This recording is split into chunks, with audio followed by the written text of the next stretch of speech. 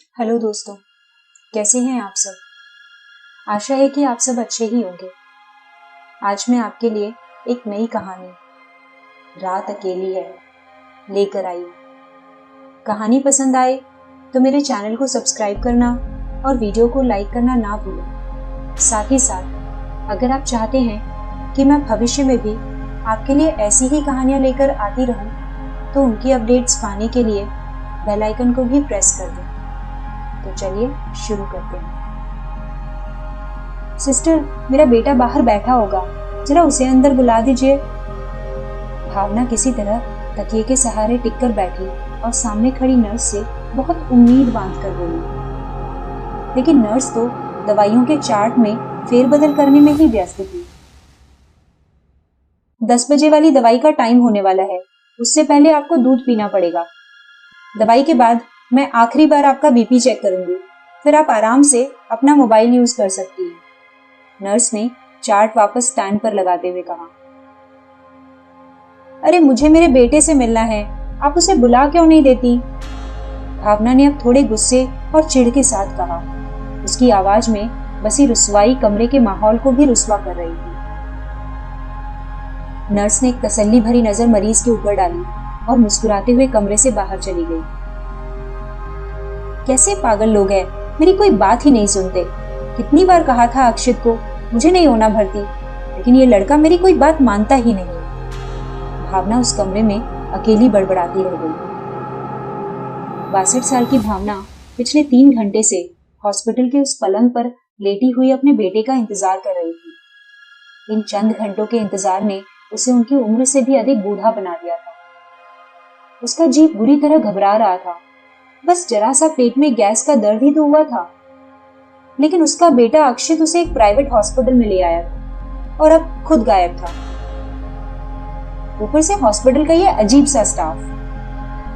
Nurse भी काफी देर तक वापस नहीं आई तो भावना का जी अजीब सा होने लगा। उस कमरे में उससे अकेले रहा नहीं जा रहा था। 30 साल की उम्र में ही उसके पति की एक्सीडेंट में मौत हो गई थी। उसके बाद रिश्तेदारों और घर वालों ने भी उसे अकेला ही छोड़ दिया था।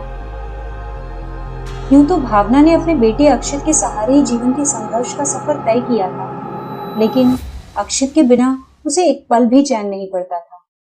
उसने साइड में रखा अपना चश्मा उठाया, उसमें बंधी नीली डोरी को सुलझाकर अपनी आंखों पर चढ़ाया और पेट में उठ रहे दर्द के बावजूद पलंग से उठकर खड़ी हो गई। उसे हल्का सा चक्कर भी आया, लेकिन उसने खुद को संभाल लिया। वो किसी तरह अपने आप को संभालते हुए दरवाजे तक पहुंची। हाथ दरवाजे पर टिक गए थे, लेकिन उस कमरे में ऐसा कुछ था जो उसे वहां से बाहर जाने से रोक रहा था। भावना ने पीछे मुड़कर दीवार घड़ी की तरफ देखा। रात के 10 बज रहे थे। अगर मैं चली गई तो नर्स दवाई नहीं दे पाएगी, यही सोचकर उसके कदम रुक गए। पलंग पर वापस लेटने का उसका मन नहीं था। पेट पकड़कर किसी तरह घिसटते हुए वह कमरे की खिड़की के पास पहुंची। खिड़की के दोनों पल्ले बंद थे। भावना ने उन्हें आहिस्ते से खोलना चाहा, लेकिन वे जैसे सालों से बंद थे, खुल ही नहीं रहे थे। भावना ने झल्लाकर कोशिश करनी छोड़ दी और इधर उधर देखने लगी। 2 पल के लिए लगा कि पलंग पर कोई लेटा हुआ है। वो सदमे से हिचकी खाकर दीवार से चिपक गई और आंखें फाड़कर पलंग को घूरने लगी, लेकिन अब वहां कोई नहीं था। भावना का सिर बहुत तेज दुख रहा था और एक हाथ अब तक पेट पर कसा हुआ था। सिस्टर, वो पूरी दम लगाकर चिल्लाई, लेकिन बाहर से कोई प्रतिक्रिया नहीं मिली। अचानक ही भावना को ऐसा लगने लगा जैसे इस हॉस्पिटल में उसके अलावा कोई है ही नहीं। वो घबराते हुए दरवाजे के ऊपर गिर पड़ी। दरवाजा भड़ाक से खुल गया। सामने के गलियारे में फैला अंधेरा भावना का इंतजार करता दिखा। यहाँ इतना अंधेरा क्यों है? हे भगवान, ये कहाँ फंस गई हूं मैं? अक्षित, बेटा अक्षित, कहाँ हो तुम? भावना अब डर के मारे रो पड़ी थी। उसकी सांसें गले में अटक सी रही थी। सामने से किसी के आने की आहट सुनी तो उसे थोड़ी तसल्ली बढ़ी। कोई है क्या यहाँ? उसने सहमी हुई आवाज में धीमे से पूछा। कोई जवाब तो नहीं मिला, लेकिन एक सफेद आकृति धीरे धीरे करीब आती हुई महसूस हुई, जो कि बहुत धुंधली और चौड़ी फैली हुई थी। कुछ साफ समझ नहीं आ रहा था। वो डर के मारे कांपती हुई गलियारे की दीवार से चिपक गई और पलक झपकते ही वो आकृति गलियारे को पार करके भावना के कमरे में दाखिल हो चुकी थी। भावना अपनी तेज सांसों और मंद पड़ती धड़कनों को संभालकर वहां से आगे बढ़ने लगी, लेकिन मुड़ मुड़कर अपने कमरे की तरफ देखती भी जा रही थी। अभी वो गलियारा पार भी नहीं कर पाई थी कि उसके कमरे में से किसी के चीखने की तेज आवाज सुनाई दी। भावना पलटी और वो सफेद आकृति उसे अपनी तरफ तेजी से बढ़ती दिखाई दी। नहीं! भावना प्राण छोड़कर चीख पड़ी और अंधेरे में ही सीढ़ियों से नीचे उतरकर भागने लगी। उसका कमरा हॉस्पिटल के 2nd फ्लोर पर था। लगातार 2 सीढ़ियां उतरकर भावना ग्राउंड फ्लोर पर आ गई। उसने जरा सा रुककर सांस लेनी चाहिए, लेकिन उसके आसपास की हवा तो जैसे उसका दम घोटने को तैयार थी। पूरे हॉल में कई रंग की गहरी चौड़ी आकृतियां लहरा रही। भावना का शरीर कांप रहा था, लेकिन वो खुद को बेजान महसूस कर रही थी। अचानक से दिल में तेज दर्द उठा और वो अपना सीना जकड़कर तड़फड़ा उठी। पूरे हॉल में किसी के रोने, गिड़गिड़ाने और उतनी ही तेजी से किसी के चिल्लाने की आवाजें भावना की अकड़ती हुई नसों में झंझनाहट पैदा कर रही थी। नहीं, मैं गलत जगह आ गई हूँ, मुझे यहाँ से जाना होगा। भावना ने पूरी ताकत से अपने सीने को दबाया और लड़खड़ाते पैरों से उस हॉस्पिटल के बाहर निकलने के लिए भागी। रात गहरी हो चुकी थी, चारों तरफ अंधेरा पसरा हुआ था, चांद भी आसमान से नदारद था। सितारों ने भी उस खौफनाक मंजर को देखने से तौबा कर ली थी, लेकिन जिस पर यह रात बीत रही थी, वो कैसे इस कयामत से रिहाई पा सकती थी। भावना हॉस्पिटल से बाहर निकल आई थी, लेकिन यहाँ भी रात के अंधेरे में सेंध लगाते वो सारे साए और उनकी भयावह आवाजें भावना को मौत की हद तक डरा रहे थे। काफी देर तक सड़क पर भागने के बाद वो एक जगह रुकी। यहाँ कोई साया नहीं था, कोई आवाज नहीं थी। चैन की एक सांस मिलते ही भावना फूट फूट कर रो पड़ी। उसे अपने बच्चे के पास जाना था, लेकिन वो आधी रात में इन सड़कों पर तन्हा भागे जा रही थी। वो थक कर सड़क पर ही बैठ गई और काफी देर तक रोती रही। जब रो रो कर हलक सूखने लगा तो इधर उधर नजर दौड़ाई। सुनसान रास्ता था, सड़क के दोनों तरफ बंद दुकानें थी। कोई भी आ जा नहीं रहा था और ना ही वहां कोई मकान था। प्यास और अपने बच्चे से मिलने की तड़प में बिलबिलाते हुए वो सारी रात उन रास्तों पे भटकती रही, लेकिन न ये रात खत्म हो रही थी और ना ही उसकी तलाश। और आखिर में हार कर वो उसी हॉस्पिटल के बाहर आकर रुक गई। ये सब तुम लोगों की लापरवाही का नतीजा है। मैंने कहा था ना कि रविता के पास कोई ना कोई रहना ही चाहिए।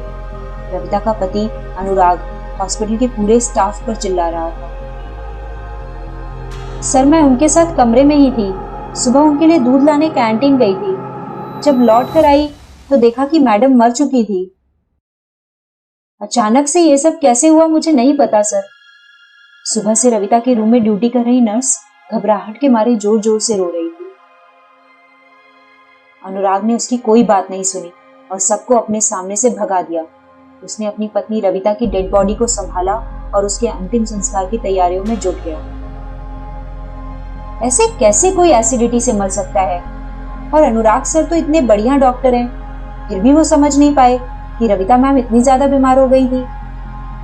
हिम्मत ने सहमी हुई आवाज में अपने साथ के एक जूनियर डॉक्टर अभीत से पूछा। हॉस्पिटल की सीनियर डॉक्टर रविता की मौत के बाद से ही हर कोई सदमे में था, लेकिन हर किसी को इसका साफ कारण भी पता था। कुछ लोग इसे स्वीकार कर चुके थे और कुछ लोग अब भी उस अंधेरे से अनजान बनकर उजाले में रहना चाह रहे थे। हिम्मत ने बस कुछ दिन पहले ही यहाँ ज्वाइन किया था। उसे शुरू शुरू में कुछ अजीब तो लग रहा था, लेकिन अपनी सीनियर डॉक्टर की ऐसी आकस्मिक मौत से वो बुरी तरह हिल गया था। अभीत ने उसके कंधे पर हाथ रखकर उसे तसल्ली सी देते हुए कहा, तू इन सब चीजों की फिक्र मत कर, तू बस अपना काम कर। ये सब जो कुछ हो रहा है ना, एकदम सही हो रहा है। इन लोगों ने कुछ दिन पहले एक बेचारी औरत को तन्हाई की मौत मरने पर मजबूर कर दिया था, क्योंकि उसका बेटा इलाज के पूरे पैसे नहीं भर पाया था। और तो और, जब वो औरत मर गई तो उसके बेटे को उसकी डेड बॉडी भी वापस नहीं की। 3 दिन बाद उस औरत का बेटा पूरे पैसे लेकर भी आया, लेकिन तब तक बहुत देर हो गई थी। इन लोगों ने खुद ही उसका अंतिम संस्कार कर दिया था। अभीत ने दबी हुई आवाज में हिम्मत को ये सब बताया तो अभीत के दांत से लेकर एड़ी तक हर एक हड्डी कड़कड़ा उठी। ये सब कैसी बातें कर रहा है यार तू? वो पसीने से भीग चुका था। अरे सच कह रहा हूं, अंतिम संस्कार के बाद उस औरत की डेड बॉडी तो इस हॉस्पिटल से चली गई, लेकिन उसकी आत्मा अब तक नहीं गई। या फिर यूं समझो कि जिस रात वो मरी थी, उस रात ने उसकी मौत का दर्द अब तक अपने आगोश में समा रखा है, और वो रात अब तक जारी है। लेकिन कब तक जारी रहेगी कुछ बता नहीं सकते। अभी तुझे एक एक करके सारी जानकारी पिलाता जा रहा था। तुझे इतना सब कैसे पता? हिम्मत इन रहस्यों में उलझ कर रह गया था। अरे बहुत से पैरानॉर्मल एक्सपर्ट्स आ चुके हैं इस हॉस्पिटल में, लेकिन कुछ फायदा नहीं हुआ। सुबह हो या शाम, दिन हो या रात, हर वक्त इस हॉस्पिटल में रात की मनहूसियत छाई रहती है। और आज देखो, जिस तरह वो औरत अपने बच्चे से मिलने की गुहार लगाते लगाते मर गई थी, वैसे ही डॉक्टर रविता भी अपने पति से मिलने के लिए पूरे 2 दिन से चिल्ला रही थी, लेकिन सर को दूसरे कामों से फुर्सत ही नहीं मिली, और जब तक वो उन्हें देखने आए तब तक वो मर ही गई।